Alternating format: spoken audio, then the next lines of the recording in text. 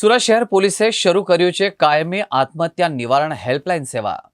દર્શક મિત્રો, આજના આધુનિક જીવનશૈલી અને સ્પર્ધાત્મક યુગમાં માનસિક તાણ, નિરાશા અને તણાવના કારણે અનેક લોકો આત્મહત્યાને કગાર સુધી પહોંચી જાય છે। ખાસ કરીને વિદ્યાર્થીઓ અને યુવાન વર્ગમાં આ પ્રવૃત્તિઓમાં વધારો નોંધાય છે।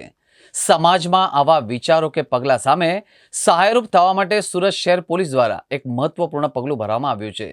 આ પહેલની શરૂઆત અગાઉ ધોરણ 10-12ની પરીક્ષાઓ દરમિયાન કરવામાં આવતી હતી, જ્યાં વિદ્યાર્થીઓ માટે ખાસ સમયે આત્મહત્યા નિવારણ માટે હેલ્પલાઇન શરૂ કરવામાં આવતી હતી।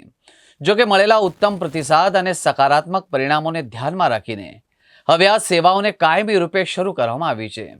આ સેવા માટે સુરત શહેર પોલીસે ખાસ 3 ટીમોની રચના કરવામાં આવી છે।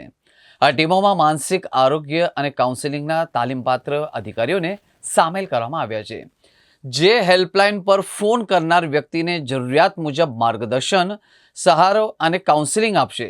સુરત પોલીસ દ્વારા આત્મહત્યા નિવારણ હેલ્પલાઇનમાં 3 નંબર જાહેર કરવામાં આવ્યા છે। સુરત શહેર પોલીસ દ્વારા આત્મહત્યા નિવારણ હેલ્પલાઇન શરૂ કરવામાં આવી છે। સામાન્ય રીતે ધોરણ 10 અને 12ના વિદ્યાર્થીઓની પરીક્ષા હોય, એમના રિઝલ્ટ આવતા હોય ત્યારે બાળકો આવું ન કરે એના માટે આપણે ટેમ્પરરી આવી હેલ્પલાઇન શરૂ કરતા હતા।